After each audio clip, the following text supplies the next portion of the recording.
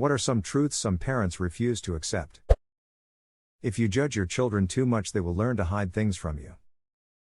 How to make your kid hide nearly everything they like from you. Bro, I still instinctually don't tell my mom what I'm up to or how I'm doing. I'm 27. I'm 38 and I still don't, and about 2 years ago, my resolve was strengthened to never tell her anything ever again. We were on a family trip to the casino, my wife and I, her, my sister and brother and their family. My mom and I ended up staying in the same room that night, and although we never talk, that night after a few drinks, we started discussing some matters. I was having some minor issues with my wife and I told my mom, "It's not a big deal, but don't tell her what I told you." The next day I come down to the restaurant, we were all gathered up, and the first thing she says is, "Oh wife, Logan is feeling like this, isn't it silly?" In front of the entire family. My face flushed and I felt so embarrassed. Never. Ever.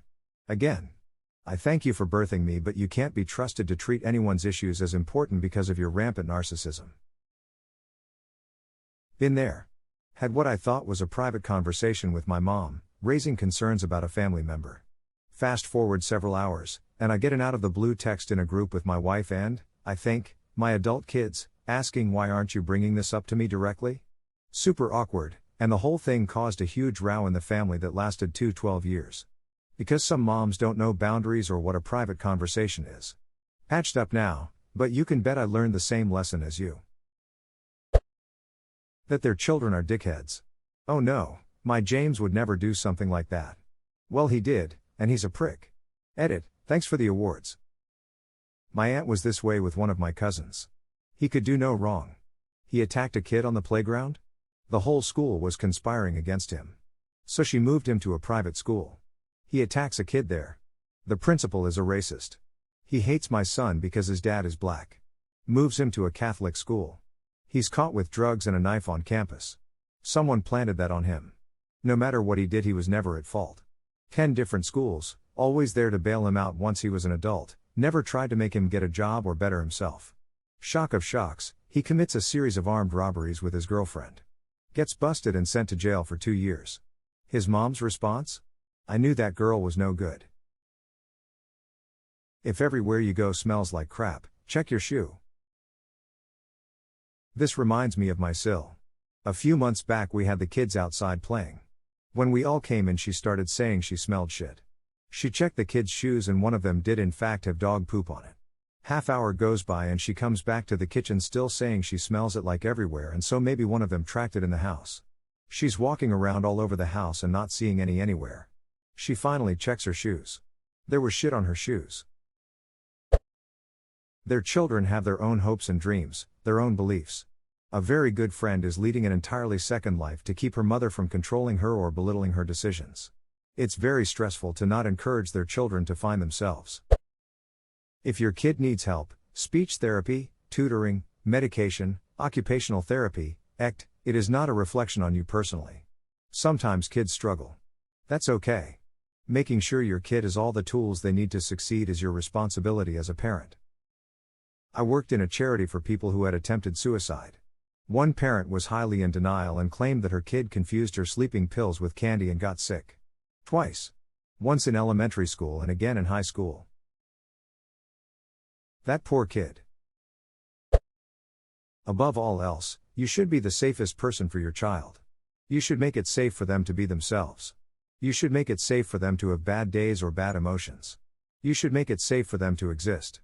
Because if you don't make it safe for them when they're a kid, it's really hard for them to find safety in themselves as an adult. #X200B, edit, thank you for the awards. My first gold. And also, I just wish I could collectively hug all of Reddit right now. There's a time when you need to let your kids make mistakes, so they can learn from them. Life is pretty short, so if they have a goal, let them go for it. And meet those mistakes with dialogue, conversation, understanding, and help, not blind rage, shouting, punishment, or hostility. Your oldest child is not your younger children's parent. Oldest of 7 kids. I've already parented kids for 20 years and now people want me to have kids. Duck no.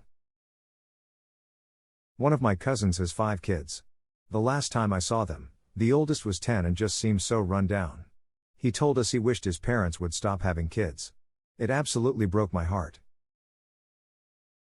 I literally cried and pitched a fit when my mom told me she was pregnant with my little brother, her fourth and last child. I knew I was going to be the one looking after him, and my two younger sisters were already too much. I refused to participate in any baby stuff, wouldn't touch my mom's stomach to feel him kicking, etc. I was so mad when my mom said she was pregnant with my youngest sister. I was 17, my little sister was 10, and I'd raised her for her whole life. I wasn't even mad on my own behalf though. I was pissed that my little sister would have to raise the baby if I moved out for college. Ended up being kicked out to make room for the baby, and got dragged into moving back in and sharing a room with my sister 2 years later because she refused to sister mom like I did and mom needed someone to take care of the baby.